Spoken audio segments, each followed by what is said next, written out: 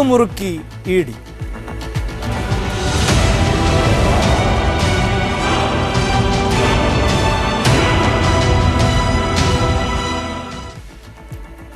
Life mission കോഴക്കേസിൽ സാമ്പത്തിക ഇടപാടുകളിൽ പങ്കില്ലെന്ന് life mission മുൻ സിഇഒ UV ജോസിന്റെ മൊഴി. M ശിവശങ്കറാണ് രേഖകൾ തയ്യാറാക്കിയത്. യൂണിടാക്കിന് കരാർ ലഭിക്കാൻ ശിവശങ്കർ ഇടപെടൽ നടത്തി. പദ്ധതിക്ക് പിന്നിൽ കോഴ ഇടപാട് നടന്നിട്ടുണ്ടോ എന്ന് അറിയില്ല എന്നും UV ജോസ് മൊഴി നൽകി. കേസിൽ ശിവശങ്കറിനെ ചോദ്യം ചെയ്യുന്നത് ഇന്നും തുടരും. വാർത്തയുടെ വിശദാംശങ്ങളുമായി സുവി വിശ്വനാഥൻ ചേരുന്നുണ്ട്. സുവി, ചോദ്യം ചെയ്യലിനോട് ശിവശങ്കർ സഹകരിക്കുന്നില്ല എന്നായിരുന്നു ED നേരത്തെ വ്യക്തമാക്കിയിട്ടുള്ളത്.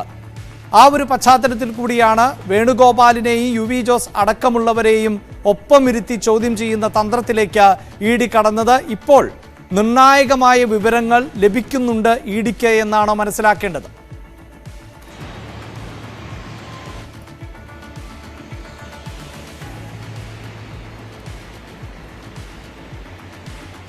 അഭിലാഷ്, EDയെ സംബന്ധിച്ചിടത്തോളം ഒരു കുറ്റസമ്മത മൊഴി ഇനിയും M ശിവശങ്കർ നൽകിയിട്ടില്ല.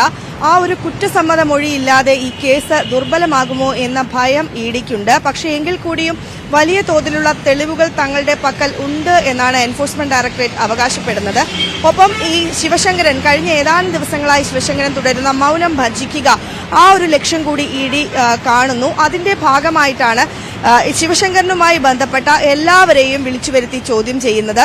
കഴിഞ്ഞ ദിവസം ആദ്യഘട്ടത്തിൽ വിളിച്ചു വരുത്തിയത് ശിവശങ്കരന്റെ ചാർട്ടേഡ് അക്കൗണ്ടന്റായ വേണുഗോപാലൻ നായരെയാണ്. അദ്ദേഹത്തിന്റെ മൊഴിയെടുത്തപ്പോൾ അദ്ദേഹം നേരത്തെ തന്നെ പറഞ്ഞ മൊഴിയിൽ ഉറച്ചു നിൽക്കുകയാണ് ചെയ്തത്. സ്വപ്നയ്ക്ക് വേണ്ടി ലോക്കർ തുറന്നു നൽകിയത് ശിവശങ്കർ ആണ് എന്ന മൊഴിയിൽ വേണുഗോപാൽ ഉറച്ചു നിന്നു. ഇത് സത്യത്തിൽ ഇതൊരു കുരുക്കായിരുന്നു ശിവശങ്കറിന്. അതിന് തുടർച്ചയായ ദിവസം വിളിച്ചു വരുത്തിയത് ലൈഫ് മിഷന്റെ മുൻ CEO ആയ നമ്മുടെ UV ജോസിനെയാണ്. അദ്ദേഹം പറഞ്ഞത് ലൈഫ് മിഷനുമായി ബന്ധപ്പെട്ട സാമ്പത്തിക ഇടപാടുകളിൽ തനിക്ക് പങ്കില്ല. കരാർ ഒപ്പിട്ടത് താനാണ്. കരാർ രേഖകൾ ഉണ്ടാക്കിയത് M ശിവശങ്കറാണ്. അതിൽ കവിഞ്ഞ് തനിക്ക് ഇതുമായി ബന്ധപ്പെട്ട യാതൊരു പങ്കുമില്ല. ഏതെങ്കിലും തരത്തിലുള്ള കോഴ ഇടപാട് നടന്നിട്ടുണ്ടോ എന്ന കാര്യവും വ്യക്തമല്ല എന്നും UV ജോസ് EDയെ അറിയിച്ചു. ഒപ്പം അറിയിച്ച മറ്റൊരു പ്രധാനപ്പെട്ട കാര്യം കൂടിയുണ്ട്. ഈ ലൈഫ് മിഷൻ ഇടപാടുമായി ബന്ധപ്പെട്ട് യൂണിടാക്കും റെഡ് ക്രസന്റുമായി ഉണ്ടാക്കിയ കരാർ, ആ കരാർ തന്റെ കയ്യിലില്ല എന്നും UV ജോസ് അറിയിച്ചിട്ടുണ്ട്. കരാർ നേരെ വിജിലൻസിന് കൈമാറുകയായിരുന്നു ആദ്യഘട്ടത്തിൽ. ആ വിജിലൻസ് അന്വേഷണത്തിന്റെ ഭാഗമായി കൈമാറിയതാണ്. അത് ഇതുവരെ തിരിച്ചു കിട്ടിയിട്ടില്ല എന്നാണ് UV ജോസ് പറയുന്നത്. ഏതായാലും ഈ കരാർ കിട്ടാത്തത് സ്വാഭാവികമായും ഈ അന്വേഷണ ഏജൻസിയെ, പ്രത്യേകിച്ചും ഈ എൻഫോഴ്സ്മെന്റ് ഡയറക്ടറേറ്റിനെ കുഴയ്ക്കുന്നുണ്ട്. കാരണം ഈ പറയുന്ന കാര്യങ്ങളെല്ലാം സ്ഥാപിച്ചെടുക്കണം എങ്കിൽ ഈ കരാർ അത്യാവശ്യമാണ്. അത് വിജിലൻസിൽ നിന്ന് ഇനി എങ്ങനെ നേടിയെടുക്കാം എന്നൊരു ചിന്തയും ആശങ്കയും EDക്കുണ്ട്.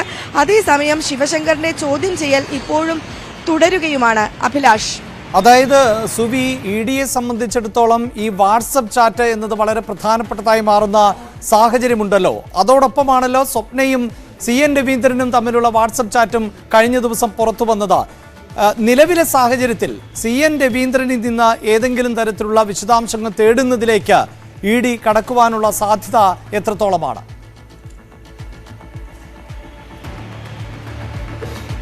CM രവീന്ദ്രനെ വിളിച്ചു വരുത്തി ചോദ്യം ചെയ്യാനുള്ള സാധ്യത ഉണ്ട് എന്നാണ് നമുക്ക് മനസ്സിലാക്കാൻ സാധിക്കുന്നത്. നേരത്തെ ഇതുമായി ബന്ധപ്പെട്ട ED CM രവീന്ദ്രനെ ചോദ്യം ചെയ്യാൻ വിളിച്ചു വരുത്തിയിരുന്നു. അന്ന് അദ്ദേഹത്തിന് കോവിഡ് ആണ് എന്ന് പറഞ്ഞ് ഒഴിവുകഴിവുകൾ പറയുകയായിരുന്നു. അതിനുശേഷം ഒരു വിളിച്ചു വരുത്തലോ ചോദ്യം ചെയ്യലിലേക്കോ ED കടന്നിട്ടില്ല. സ്വാഭാവികമായും ഇപ്പോൾ M ശിവശങ്കർ കുരുക്കിലായി അദ്ദേഹത്തെ അറസ്റ്റ് ചെയ്ത ഒരു സാഹചര്യമുണ്ട്. ആ സാഹചര്യത്തിൽ ഇനി CM രവീന്ദ്രനിലേക്ക് അന്വേഷണം നീളാനുള്ളൊരു ഘട്ടമുണ്ട്. കാരണം CM രവീന്ദ്രന് ഇക്കാര്യങ്ങളെല്ലാം അറിയാമെന്നാണ് ഈ വാട്സപ്പ് ചാറ്റുകളിൽ നിന്ന് മനസ്സിലാക്കാൻ കഴിയുന്നത് എന്നാണ് അന്വേഷണ ഉദ്യോഗസ്ഥർ വ്യക്തമാക്കുന്നത്.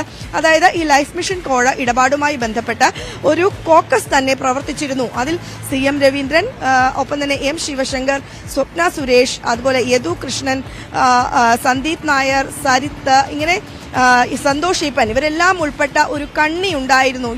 UAE കോൺസുൽ ജനറൽ ഉൾപ്പെടെയുള്ള ഒരു കണ്ണികൾ ഉണ്ടായിരുന്നു എന്നാണ് ED കരുതുന്നത്.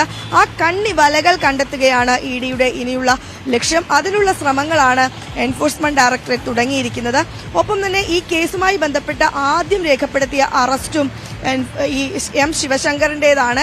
അതുകൊണ്ട് തന്നെ ഈ മറ്റ് കക്ഷികളെ, അതായത് ഒന്നാം പ്രതി തൊട്ടുള്ളവരെ എന്തുകൊണ്ട് അറസ്റ്റ് ചെയ്തില്ല എന്നൊരു ചോദ്യവും ഇനി കോടതിയുടെ ഭാഗത്തു നിന്ന് ഉണ്ടാകാനുള്ള ഒരു സാധ്യതയുണ്ട്. അതിനെ എല്ലാം മറികടക്കുന്ന രീതിയിലുള്ള കൂടുതൽ തെളിവുകൾ തേടുക എന്നത് ആണ് ഇ ഡി ലക്ഷ്യമിടുന്നത്. അതിനാദ്യം വേണ്ടത് എം ശിവശങ്കറിൽ നിന്ന് പരമാവധി വിവരങ്ങൾ ശേഖരിക്കുക എന്നതാണ്. നമുക്കറിയാം, വിരമിച്ച ഒരു IAS ഓഫീസറാണ് അദ്ദേഹം. അധികാരത്തിന്റെ പരിലാളനകൾ അദ്ദേഹത്തിന് ഇനി കിട്ടില്ല എന്നൊരു പ്രതീക്ഷ ഇ ഡി വെച്ചു പുലർത്തുന്നുണ്ട്. പക്ഷേ അപ്പോഴും CPM പ്രതിരോധത്തിലാകുമ്പോഴും ഇദ്ദേഹത്തെ പ്രൊട്ടക്ട് ചെയ്യുമോ? എന്തായിരിക്കും അദ്ദേഹം അധികാരത്തിൽ നിന്ന്, അതായത് സർവീസിൽ നിന്ന് പുറത്തു പോന്ന ശേഷം ഏതെങ്കിലും ഒരു തരത്തിലുള്ള ഒരു മൊഴി ഇ ഡിക്ക് ലഭിക്കുമോ എന്നാണ് ഇ ഡി സൂചിപ്പിക്കുന്നത് പോലെ നിലവിലെ സാഹചര്യത്തിൽ ശിവശങ്കറെ സംരക്ഷിക്കില്ല എന്ന് വേണം മനസ്സിലാക്കാൻ. കാരണം ഇടതു നേതാക്കളെല്ലാം ശിവശങ്കറെ തള്ളിപ്പറയുന്ന ഒരു സാഹചര്യമുണ്ട്. അപ്പോഴും സൂചിപ്പിക്കുന്ന പോലെ അങ്ങനെ പൂർണ്ണമായും തള്ളിക്കളയാൻ സാധിക്കുകയുമില്ല. വളരെ പ്രധാനപ്പെട്ട പദവിയായിരുന്നു അദ്ദേഹം വഹിച്ചിരുന്നത്. സംശയ നിഴലിൽ ആയതിനു ശേഷവും വീണ്ടും അദ്ദേഹത്തിന് പദവി നൽകിയതുൾപ്പെടെ ചർച്ച ചെയ്യപ്പെട്ട പശ്ചാത്തലം കൂടിയുണ്ട്. ഈ സൂചിപ്പിച്ചൊരു കാര്യം എന്നത്, സർക്കാരിനെ സംബന്ധിച്ചിടത്തോളം ഇത് എത്രത്തോളം പ്രതിരോധത്തിലാകുന്നുണ്ട്. ഇത് ഉദ്യോഗസ്ഥ തലത്തിൽ നടന്ന ഒന്നാണ്. റെഡ് ക്രസന്റും യുണിടാക്കും തമ്മിലുള്ള ധാരണയാണ്. അതിൻ്റെ ഇടനിലക്കാർ എന്ന നിലയിൽ ആരെങ്കിലും പണം വാങ്ങിയിട്ടുണ്ടെങ്കിൽ അതിനെ സർക്കാരിനെ എങ്ങനെ കുറ്റപ്പെടുത്താനാകും? പൊതുഖജനാവിന് ഏതെങ്കിലും തരത്തിൽ നഷ്ടമുണ്ടായിട്ടുണ്ടോ? എങ്ങനെ നിരവധി ചോദ്യങ്ങൾ സർക്കാർ തലത്തിലുള്ളവർ ചോദിക്കുന്നുണ്ട്. പക്ഷേ രവീന്ദ്രൻ ഉൾപ്പെടെയുള്ളവരുടെ ചാറ്റുകൾ പുറത്തു വരുമ്പോൾ ആ പ്രതിരോധം പാളുന്ന സാഹചര്യം കൂടിയുണ്ടോ?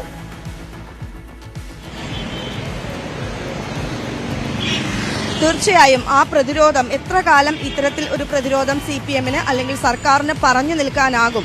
പ്രത്യേകിച്ചും വളരെ നിർണായകമായ പോസ്റ്റിലിരുന്ന ആളായിരുന്നു. മുഖ്യമന്ത്രിയുടെ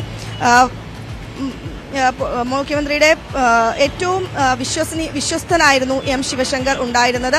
ഇപ്പോൾ സംശയ നിഴലിൽ നിൽക്കുന്നയാൾ പദവിയിൽ തുടരുന്നയാളാണ്. അഡീഷണൽ സെക്രട്ടറിയാണ് അദ്ദേഹം. CM രവീന്ദ്രൻ, ഇവരെല്ലാം തന്നെ ഇതിൽ ഇൻവോൾവ് ചെയ്തിട്ടുണ്ട് എന്ന് പറയുമ്പോൾ, പ്രത്യേകിച്ചും ഇദ്ദേഹത്തിന്റെ ചാറ്റിൽ സ്വപ്നയുമായി വളരെ അടുത്ത ബന്ധമാണ് ഉള്ളത് എന്ന് തെളിയിക്കുന്ന തരത്തിലുള്ള ചാറ്റുകളാണ് പുറത്തു വന്നിരിക്കുന്നത്. അതുകൊണ്ട് തന്നെ ഇതിനെ വലിയ തോതിൽ ഉദ്യോഗസ്ഥ തലത്തിൽ നടന്ന ഒരു കോഴ എന്ന് പറഞ്ഞ CPMന് തള്ളിക്കളയാൻ സാധിക്കില്ല. പ്രത്യേകിച്ചും CN രവീന്ദ്രൻ കൂടി ഉൾപ്പെട്ട ഒരു സാഹചര്യത്തിൽ ഏതായാലും പ്രതിരോധം CPM നടത്തുന്നുണ്ട്. തങ്ങൾക്കറിയില്ല, തങ്ങൾ ആ സമയത്ത്, അതായത് ഇദ്ദേഹത്തിനെതിരെ നടപടികൾ ഉണ്ടായ സമയത്ത് മാറ്റി നിർത്തപ്പെട്ടിരുന്നു, അതിനുശേഷമാണ് തിരിച്ചെടുത്തത് എന്നെല്ലാം പറയുമ്പോഴും ആ വിശദീകരണം ജനങ്ങൾക്ക് മുമ്പിൽ എത്രത്തോളം തൃപ്തികരമാവും എന്നാണ് ഉയരുന്ന ചോദ്യം. ഏതായാലും ആ വലക്കണ്ണികൾ, മുഖ്യമന്ത്രിയുടെ ഓഫീസിലേക്ക് നിൽക്കുന്ന ആ വലക്കണ്ണികൾ പൊട്ടിക്കാൻ തന്നെയാണ് ഇ ഡിയുടെ ഒരു തീരുമാനം എന്നാണ് മനസ്സിലാക്കാൻ സാധിക്കുന്നത്. അതിന്റെ ഭാഗമായിട്ട് CM രവീന്ദ്രനെ കൂടെ ചോദ്യം ചെയ്യാനുള്ള ഒരു സാധ്യതയുണ്ട് എന്നാണ് മനസ്സിലാക്കാൻ സാധിക്കുന്നത്. തീർച്ചയായും രവീന്ദ്രനിലേക്ക്